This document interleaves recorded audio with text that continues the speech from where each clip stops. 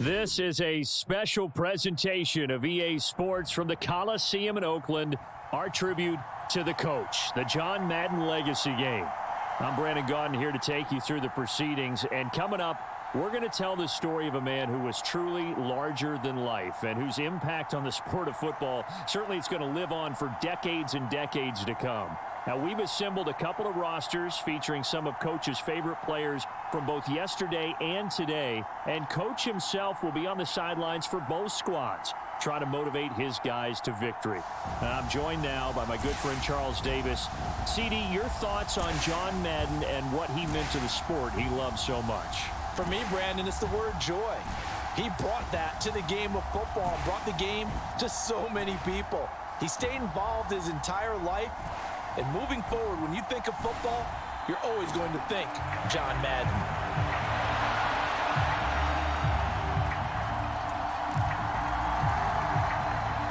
The Coliseum back to its original 70s glory. What a scene in the East Bay, and we're underway in the John Madden Legacy Game. And a decent return out to the 27-yard line. So it's the NFC stars who will get the ball first. And, Charles, as we alluded to, we've got a different era of coach on each sideline. So the man coaching this NFC squad, we'll call him Young John Madden. This is a coach who was trying to establish a foothold in the NFL and on the cusp of doing it very successfully. Yeah, you think back to that period, those early days as the coach of the Raiders, the late 60s in the AFL, and then in the NFL in the early 70s. Coach was a guy who was ahead of his time. The Raiders were one of the first teams to have mini camps, one of the first to film practice, because he wanted to practice coaching as much as he could. And his teams, they were successful right from the start of his head coaching tenure. It'll be Sanders to begin the drive, and able to give one man the slip there as he works his way forward for about 3. So as we mentioned at the top, let's take you through the life of John Madden. And, you know, it's very fitting that we're here back in the Bay Area, not just because John's so associated with Raider football, but also because this was where he spent his formative years. Yeah, he grew up over in Daly City with his buddy John Robinson, who would also become an NFL head coach. And he played his high school ball at Jefferson High, eventually wound up playing tackle at the University of Oregon, and later Cal Poly San Luis Obispo. Played well enough that in 1958, he was a 21st round draft pick of the Philadelphia Eagles. That's right, the draft had 30 rounds then. Favre. Got his man complete over the middle. It's Rice. And they get him down, but not before he takes it across the 40-yard line. On first down, Favre. That's swung out wide to Sanders. And they're well past midfield, just a yard or two shy of the 40. Another nice gain, 16 yards there and a first down again. But Charles, you mentioned Coach was a 21st round draft pick back in 1958. Was the Philadelphia Eagles who selected him. But unfortunately for John, knee problems, they just continued to dog him. He was hurt in his first training camp, actually never saw the field as a player in the NFL. But it was still during his time with the Eagles, you and I were talking about this before going on air, that you could start to see the light bulb going on for what his career path might entail. And it went on in a big way, didn't it? Because while he was rehabbing his knee, he started to spend a lot of time breaking down film with the Eagles, with quarterback Norm Van Brocklin, the future Hall of Famer and future head coach in the NFL. Remember, Van Brocklin coached with the Falcons, he coached with the Vikings. And was there during that time. I think Coach Madden realized his love of football and love for teaching, combining all that together, and that meant being a football coach. So in 1960, began his coaching career at a small college south of San Luis Obispo called Allen Hancock, and then later at San Diego State University under another legendary coach, the guy who could throw it around pretty well, Don Coryell. Charles, you know, it was in the early 1960s that a young John Madden made the acquaintance of the owner of the Oakland Raiders, one Al Davis, of course, and the two, they really bonded, would become one of the best owner-coach duos in NFL history. And to take it a step further, Al Davis became someone who John referred to as his best friend. Yeah, 1967, Brandon, Al Davis hired Coach Madden to be a linebackers coach. Remember, this was still the AFL at that point. We had not merged totally with the NFL. And Coach Madden, he paid dividends almost immediately. Helped the Raiders win the AFL title in 1968, and that meant a date with the Green Bay Packers in what was now known as Super Bowl II. But by 1969, at the age of 32, just 32, Brandon, John Madden assumed the mantle of head coach of the Oakland Raiders. And what a ride he, the Raiders, and the NFL were about to go on.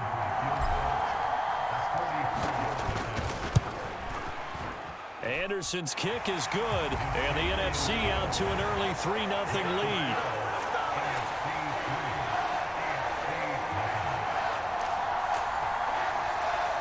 So the opening drive does yield points, maybe not the 7 they wanted, but they'll take the 3.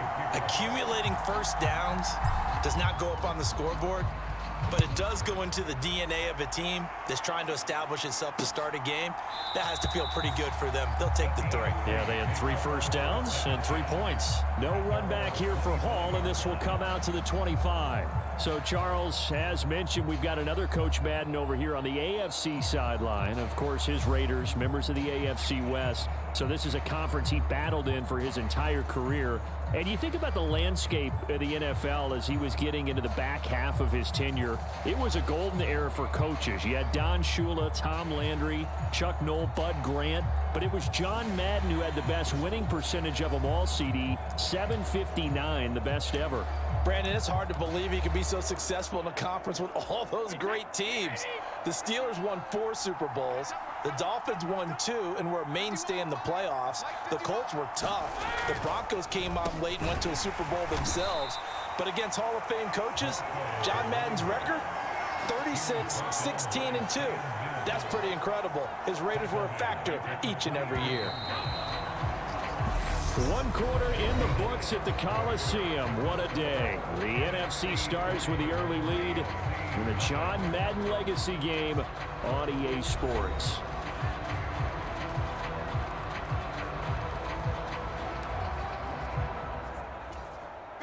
Behind the chains, 2nd and 13. Here's Brady to throw. And he'll be hit as he releases it, and that'll fall incomplete. Charles, you talked about John Madden and the Raiders going on a ride. Well, try these numbers on for size. In 10 seasons as a head coach, the Raiders won their division 7 times. They finished 2nd the other 3 times, and he became the youngest coach to amass 100 career regular season victories and is still, to this day, the franchise leader in wins. And when you think about it, that's where that rivalry with Kansas City really took root, as did the expression commitment to excellence. And boy, was it personified by the players who played for Coach Madden. On offense, how about quarterback Kenny Stable, wide receiver Cliff Branch, wide receiver Fred Biletnikoff, tight end Dave Casper, to name a few. How about those great linemen he had? Center Jim Otto, guard Gene Upshaw, tackle Art Shell, all of them in the Pro Football Hall of Fame. And guys on the defensive side of the ball, the Mad Stork himself, Ted Hendricks, Willie Brown, John Matuzak, Otis Sistrunk, and Big Ben Davidson. So many great players, so many great memories. Well, the NFC offense coming out here, and you know, Charles, Coach Madden always said that if he had one drive to win a game and he had to pick a quarterback, he would pick Kenny Stabler. But I think if you asked him to omit any of his Raiders players, there's a good chance the guy he'd select would be Brett Favre. Brett Favre is always smiling. He's always laughing. He's always talking to someone. He remembers that it's a game. And if it's a game, you should have fun. And Brandon, that always reminds me of a great movie line where one of the players was telling the coach, every time I say it's a game, you say it's a business. And every time I say it's a business, you say it's a game. With Coach, it was always a game. Charles, you think about all the success that John Madden had as an NFL head coach, and he had plenty, and we talked about it, including the 10 straight winning seasons, a Super Bowl title. But like any great coach, he also suffered through a few tough losses along the way as well. And Brandon, those tough losses came in high-stakes games because they always had such great success. Think about it this way. 6 times in his 10 years, the Raiders were knocked out in either the AFL championship game or the AFC championship game. but might be a divisional round exit. That's the one that bothered him most of all. Three River Stadium, December 1972. Yes, the Immaculate Reception game. Franco Harris grabbing the ball that was deflected. Almost at his shoe tops, he picked it up and took it in for a game-winning score to give the Steelers a 13-7 victory. And partner, anyone who loves black and silver still doesn't believe that ball hit anyone in black and silver that day, and that play should never have counted. A curious decision to go for it, but it pays off with a first down. Two minutes remain here in the first half of the John Madden Legacy game. We'll be back.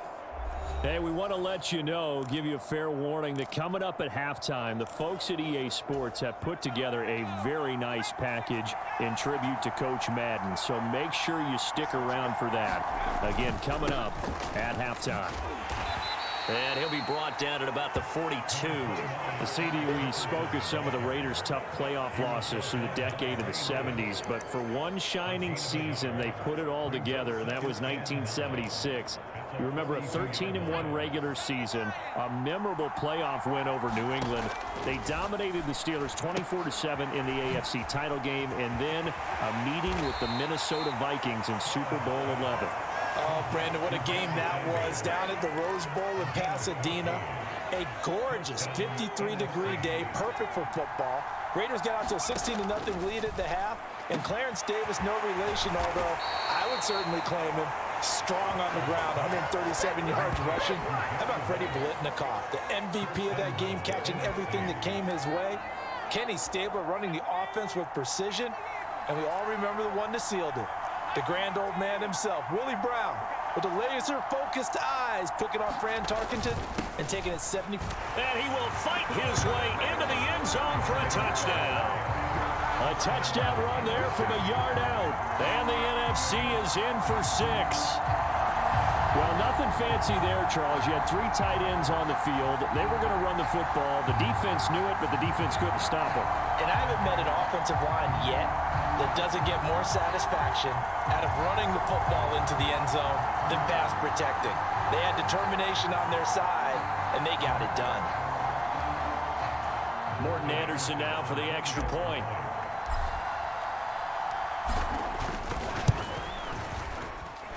It's up and good, and that'll increase their lead to 10-zip. So that drive takes him down the field in 8 plays. And Barry Sanders, the one to finish it off, as he does so with a touchdown run.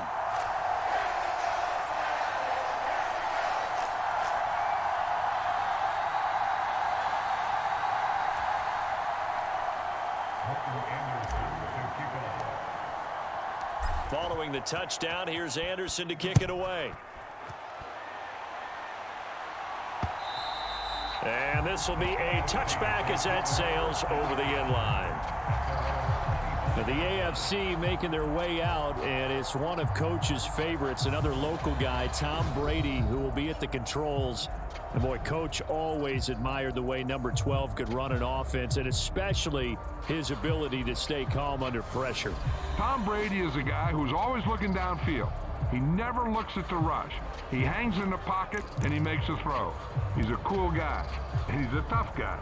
Let me tell you, there's no one calmer in the pocket than Tom Brady.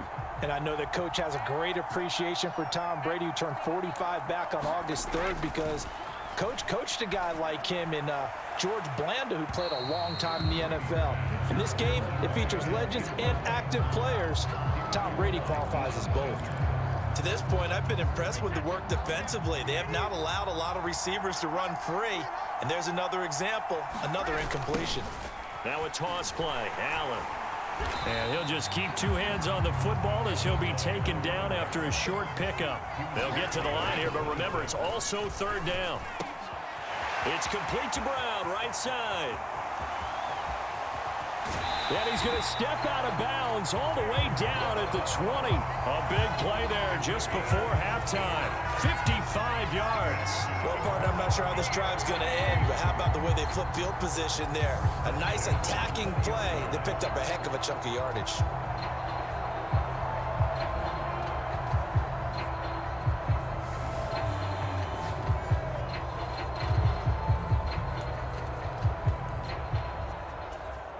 So the field flips here as they'll go to work at the 20 now on 1st and 10.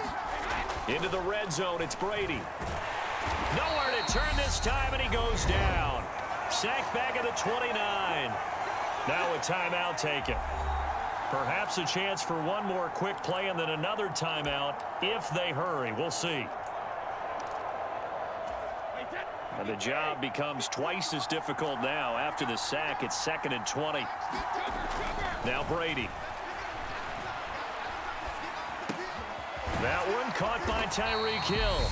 And we're going to get a timeout with 2 seconds remaining in the second quarter. So with 2 ticks left here in the half, on is the field goal unit. On the left hash mark, this a 38-yard attempt. Vinatieri's kick is good, and that will do it for the... Coming up in the second half, we'll run through John's post-coaching triumphs, but for now, we present a special tribute to the man of the hour, narrated by the Raiders' own Trey Mosley.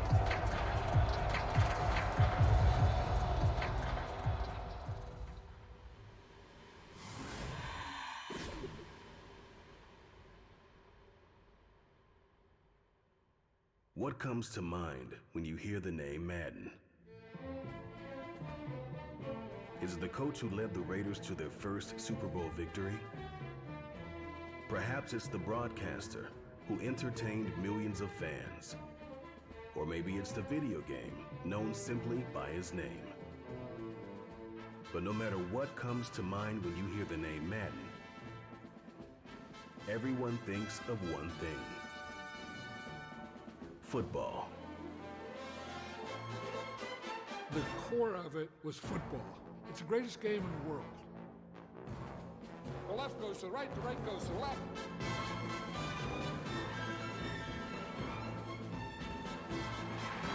Madden is on the field. He wants to know if it's real. John Madden goes on the shoulders of his players.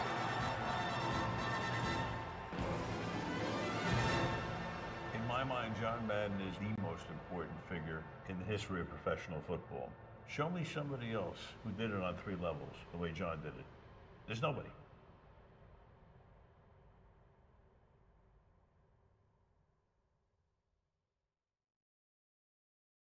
Boy, Charles, yeah, that is really well done. Coach was something else, wasn't he? I'm reminded what Al Davis said when he was inducting coach of the Pro Football Hall of Fame, Brandon. He loved the game. He loved his team. He loved the Raiders. He loved this league. And you can see it with everything he does. No doubt. But it's quite possible, though, that now he would say, hey, enough of that. Let's play some football. The second half forthcoming from Oakland. The AFC going to get the football first here as we are back underway from Oakland in the John Madden Legacy game. And Hall not going to bring this one out. The AFC offense heading back out. You know, Charles, Coach really loved to utilize his tight ends in the passing game. You think about Dave Casper, Hall of Famer for those great Raider teams. And I think he saw a lot of Dave Casper in an all-Madden staple, Tony Gonzalez. Tony Gonzalez is the type of tight end I think everyone's looking for. He's a guy that can make some big plays from that tight end position. Let me tell you, you better make sure you have him accounted for on every play. And that's exactly right, because Dave Casper, he could shred defenses down the middle of the field. And that's exactly what Tony Gonzalez did in his entire career. A 14-time Pro Bowl selection. Only Tom Brady has more. There's 6 guys in the 15,000-yard receiving club. He's the only tight end in there. Tony Gonzalez, every snap he had to know where he was because he could make plays short, medium, and long, and often put the ball in the end zone. So now a fresh set of downs, 1st and 10 after roughing the passer.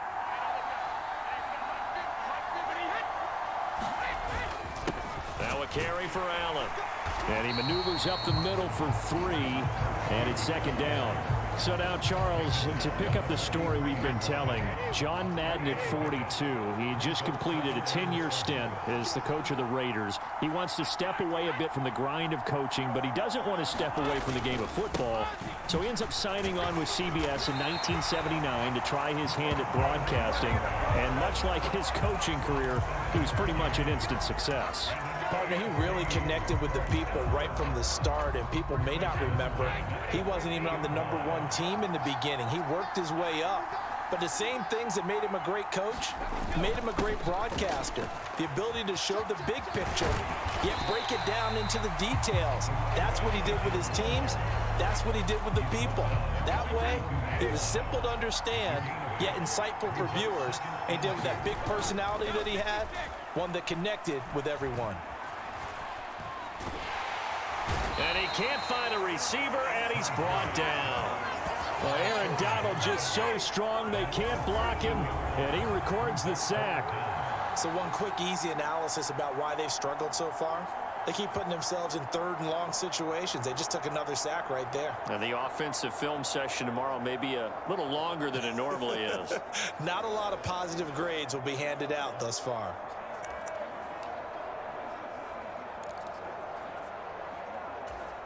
And it looks like we've got a dime set here defensively. 6 DBs in the game. To throw, it's Brady. Under pressure, and they got to him again. Vita Vea breaking through to get the sack. Well, how about that? A dime set on defense, 6 defensive backs. None of them blitz. They're just back there in coverage. Defensive lineman gets the sack. That's where the O-line, they go to the sideline, they keep their helmets on so the cameras can't find them, right? Yeah, the cameras can't find them, but I know one thing, the O-line coach will.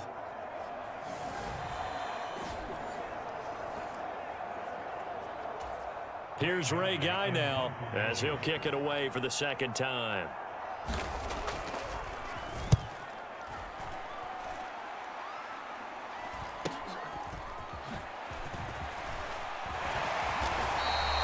And that'll be a return of 12 following a very nice punt. And the NFC will take over 1st and 10. Now the NFC heading back out. Hall of Famer Randy Moss a part of this offense. And Coach Madden, boy, he always appreciated the ferociousness with which number 84 attacked the football in the air. As Randy Moss says, just chunk it up there, dog, and I'll go get it. And, Coach, boy, did he ever go get it. Over 15,000 receiving yards, 156 touchdowns. And how about this? From his rookie year of 1998 until 2009, those were his prime seasons, right? He led the league in touchdowns 5 times, but even more so, he showed us all how to go up and get it. Great body control. No one's ever done it better playing the ball in the air. And he'll be taken down, but not before they work it across midfield. So for Coach Madden, Charles, by 1981, his broadcasting career is really taking off. He's elevated to the network's #1 booth that calls all the big matchups. And he gets the plum assignment of calling Super Bowl 16, 49ers and Bengals, and he's teamed up with Pat Summerall. And that pairing ultimately would go on to be one of the most influential in sports broadcasting history. Influential not just in us listening to them. Remember, they went on and called 8 Super Bowls together. But how they put together kind of the template that all of us broadcasters follow now. Sitting down with the head coaches and the quarterbacks and the stars of each team before a ball game to get extra information. And the way that those two paired together, Pat Summerall, short, concise, to the point, and turned it over to Coach Madden to fill in all the big details. Now Favre. Throw left side, complete to Moss. And he'll go down, and that will do it for the 3rd quarter of action. So through 3 quarters of the John Madden legacy game, it's the NFC stars and young Coach Madden on top. And we'll be back to the Coliseum after this.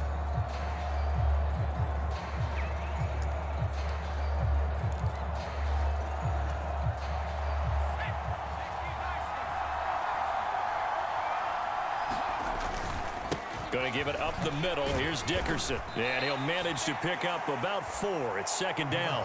As you mentioned, CD, talking about John Madden, the broadcaster, he called 8 Super Bowls with Pat Summerall, 3 more with Al Michaels later in his career. He spent nearly 3 decades in the booth all told. And not only was he beloved for his mannerisms, we know that, but he was an innovator as well. Yeah, Brandon, you're talking about things like the telestrator, which totally became identified with him. And now it's a staple for all analysts to have in the booth. And then you think about things like turducken on Thanksgiving, when he used words like boom and pow. He helped create the old Madden team. He was a very popular commercial pitch man. And even the Madden Cruiser was unique, and you had to be someone to get a ride on it, too.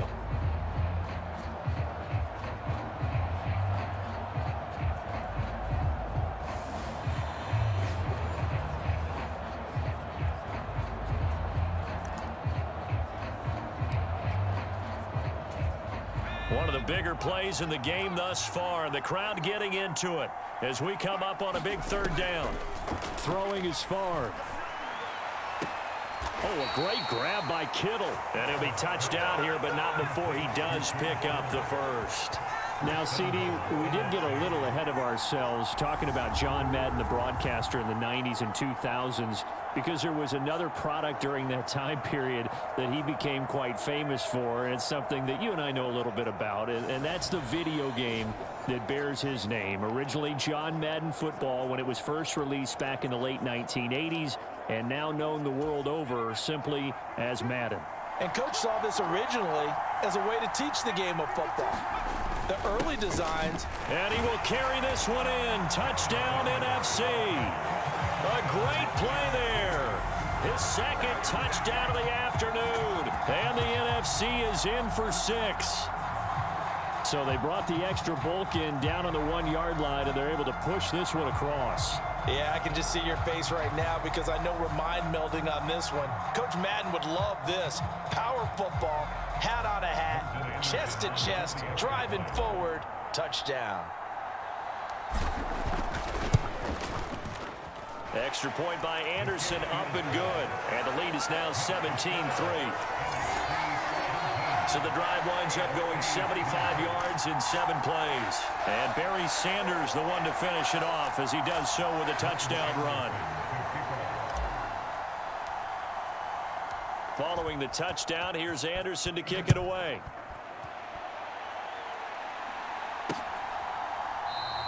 No run back here for Hall, and this will come out to the 25.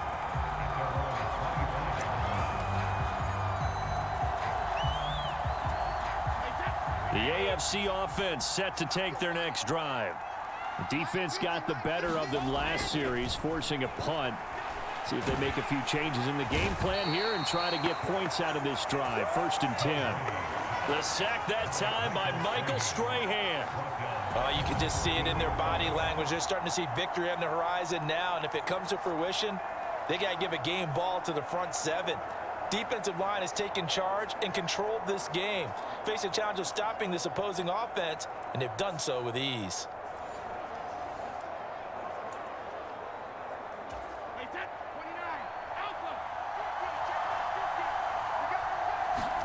After the sack on 1st down, Brady connecting with Hill. So 2 minutes to play in the John Madden legacy game. The NFC trying to finish this one off. We're back to Oakland after this.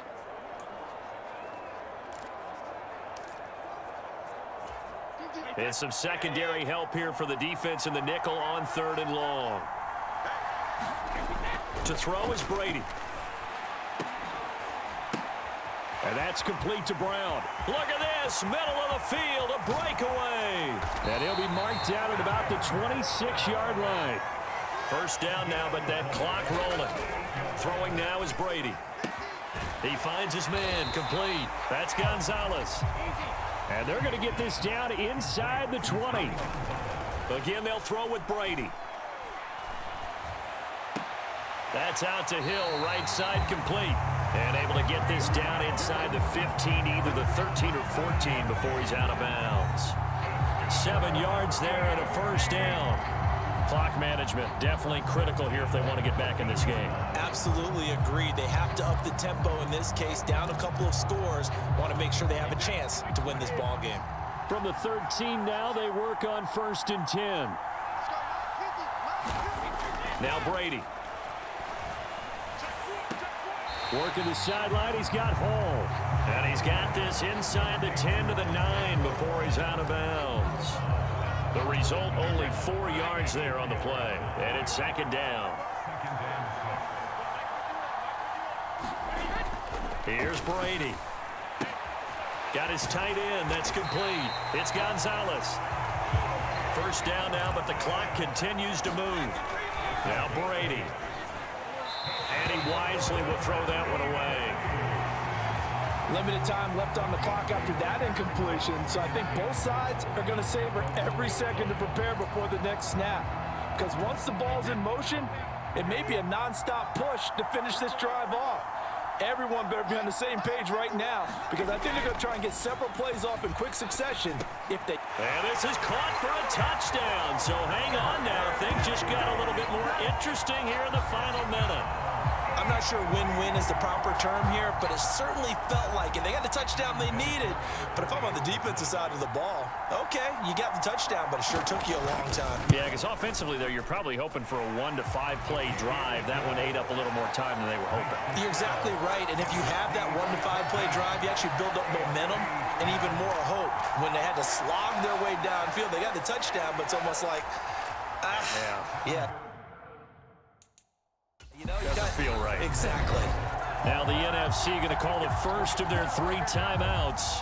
That'll leave them with 2 remaining. We'll be back after this. So still a small chance here with a little over 30 seconds to go, but they're definitely going to need this one to bounce their way. And this is going to be secured by the NFC, and they are going to win this football game. Now, 4th quarter, they felt like they needed the football back. Unfortunately, they couldn't get it. And I know we brought analytics into the game, and someone has said here that the data says that when a team's expecting an onside kick, 80% of the time, the team expecting it, they do actually recover the ball, which is what we saw here. I just wonder if that number is much more of a anecdotal type of a number. Kind of like when the coaches tell us, well, when you score on special teams, 93% of the time you win the game. I'm still waiting to see that number is empirical.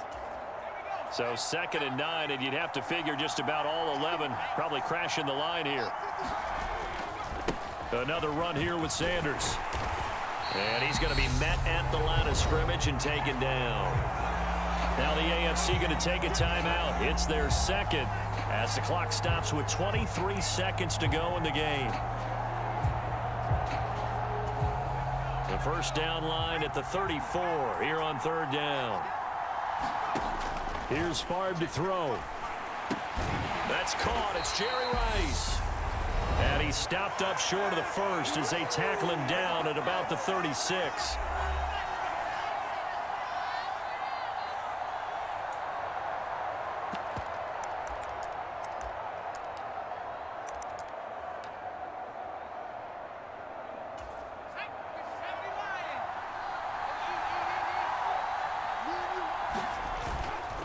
On 4th down, they'll try and run for it. And he's going to get this down near the 20-yard line. Now another timeout called for by the offense. That'll leave them with just 1 remaining in this 4th quarter of play.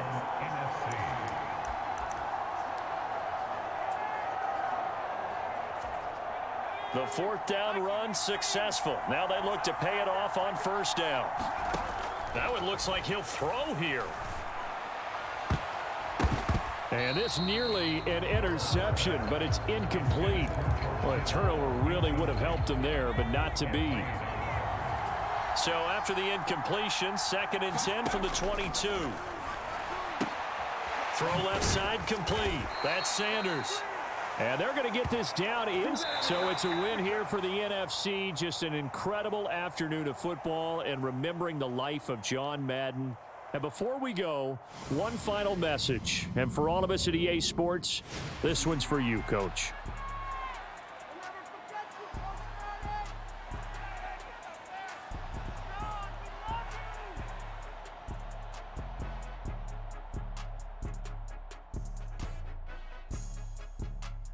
I just say this, I thank you all very much.